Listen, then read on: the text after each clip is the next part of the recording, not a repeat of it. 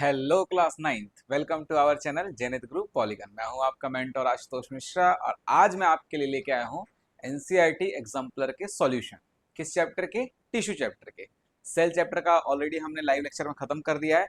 आज हम tissue chapter का एनसीईआरटी एग्जाम्पलर सॉल्व करेंगे। तो चलिए देर नहीं करते हैं, सॉल्व करते हैं। आपको क्या करना है कि आप जैसे क्वेश्चन दिखाऊं मैं आपको, वीडियो को पॉज कीजिए और उसका आंसर देख लीजिए। ठीक है, आंसर देख लीजिए, आंसर लिख लीजिए अगर पता है तो। देखना इन द सेंस कि मतलब कि बुक खोल के देखना नहीं है, आपको आंसर लिख लेना है। ठीक है, और फिर उसके बाद क्रॉस चेक करना है। चलिए सॉल्व करते हैं फिर। हाँ, कमेंट में बताइएगा जब वीडियो एंड हो जाएगा, तो कमेंट में ये बताइएगा कितने क्वेश्चन आपके सही हुए और कितने गलत हुए। तो चलिए शुरू करते हैं। पहला क्वेश्चन है, which of the following tissue has dead cell? Option A parenchyma, option B sclerenchyma, option C collenchyma, option D epithelial cell.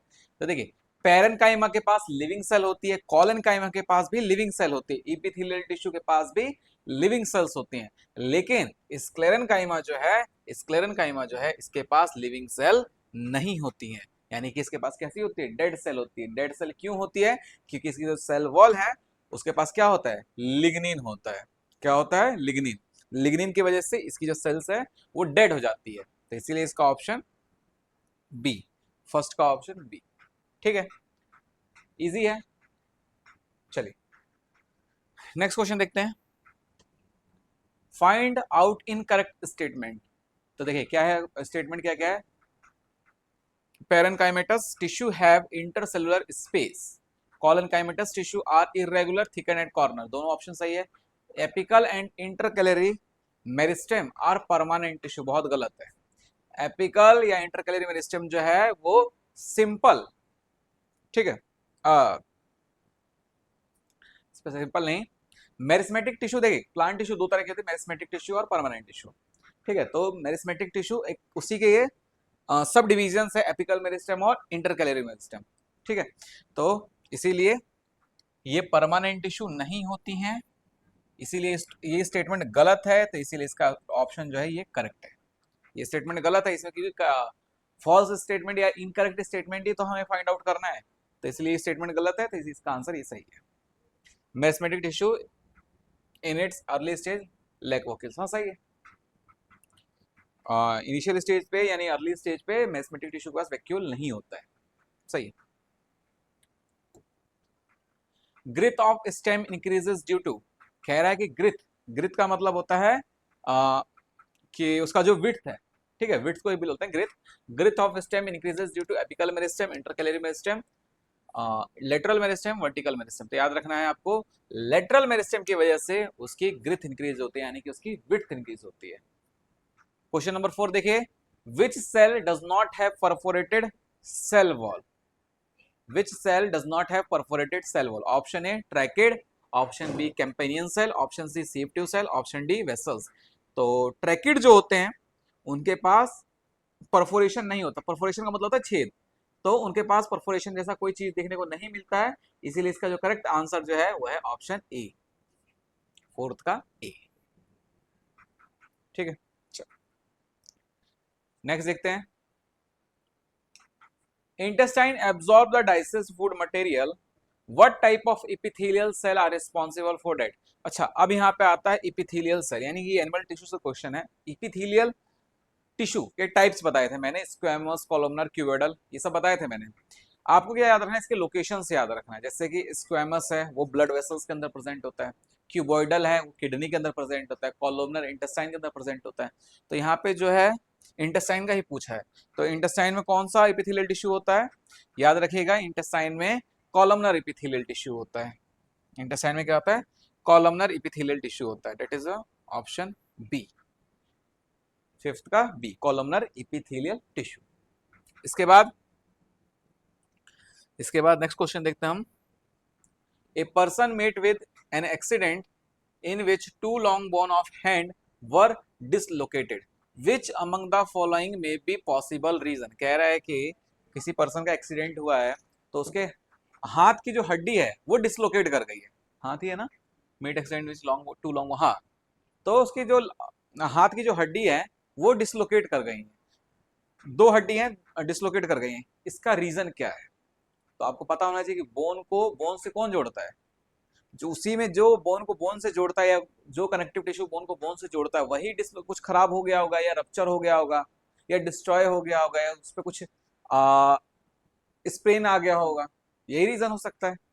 तो देखिए क्या लिखा है, तो याद रखना है आपको कि बोन टू बोन कौन जोड़ता है, बोन टू बोन जोड़ता है लिगामेंट। बोन टू बोन कौन जोड़ता है, BLB, bone to bone ligament जोड़ता है। तो इसीलिए जाहिर सी बात है जब लिगामेंट ब्रेक हुआ होगा तभी उसकी हड्डियां डिसलोकेट की होंगी। कॉमन सेंस है यार, मान लीजिए उसने बोला कि एक पर्सन का एक्सीडेंट हुआ है, उसमें उसकी हाथ की हड्डी डिसलोकेट कर गई है, तो हाथ की हड्डी कब डिसलोकेट करेगी, जब उसके बीच का जो लिगामेंट है वो रप्चर हुआ होगा या ब्रेक हुआ होगा। ठीक है, तो इसीलिए इसका आंसर जो है वो सी है, सिक्स्थ का सी। नेक्स्ट क्वेश्चन देख लीजिए एक बार। While doing work and running, you move your organs like hand, legs, etc. Which among the following is correct? Option A, smooth muscle contract and pull the ligament to move the bone. गलत, smooth muscle तो hand के अंदर होती नहीं है। Hand के अंदर कौन सी मसल्स होती है, स्केलेटल मसल्स होती हैं। तो स्मूथ वाले को तो ऑप्शन काट ही दीजिए।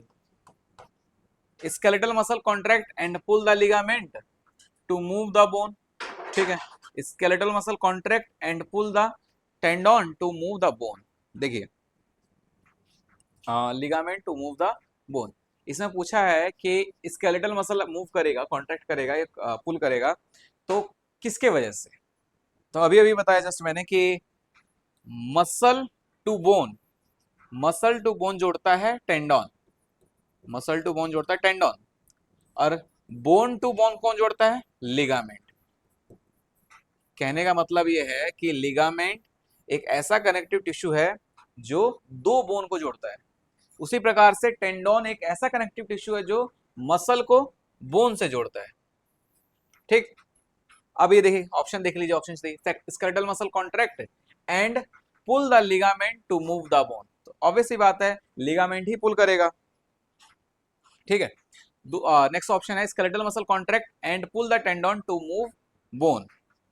ये सही है, ये ज्यादा करेक्ट है, ये वाला ऑप्शन ज्यादा करेक्ट है, क्योंकि जब आप रनिंग करते हैं या भागते हैं कुछ भी करते हैं तो उसमें आपका मसल भी मूव कर रहा है ना, और मसल को बोन से कौन जोड़ता है, मसल को बोन से कौन जोड़ता है, टेंडन। तो इसीलिए इसका करेक्ट ऑप्शन डी हो गया। नेक्स्ट क्वेश्चन देखते हैं, which muscle act as involuntarily, striated muscle, smooth muscle, cardiac muscle, skeletal muscle. याद रखना आपको स्मूथ मसल और कार्डियक मसल ये दोनों ही इनवॉलेंट्री होती है।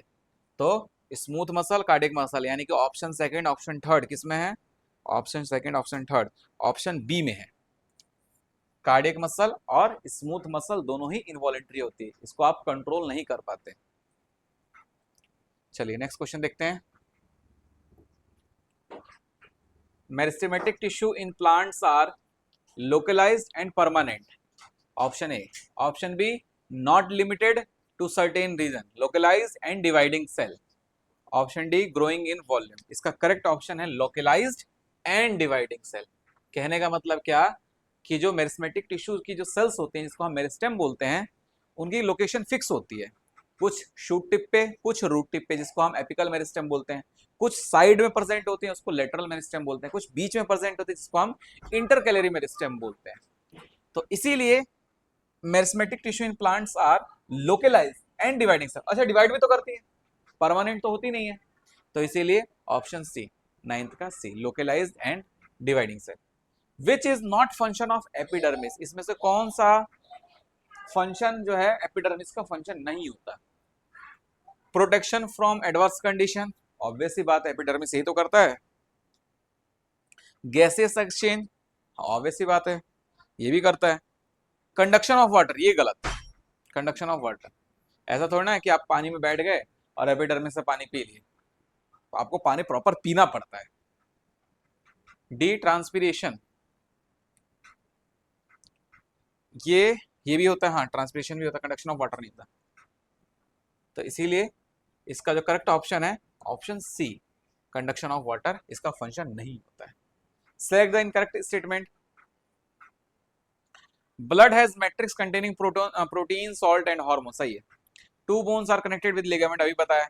Tendon are non fibrous tissue and fragile, ये गलत है। Cartilage is a form of connective tissue, ये ऑप्शन गलत है।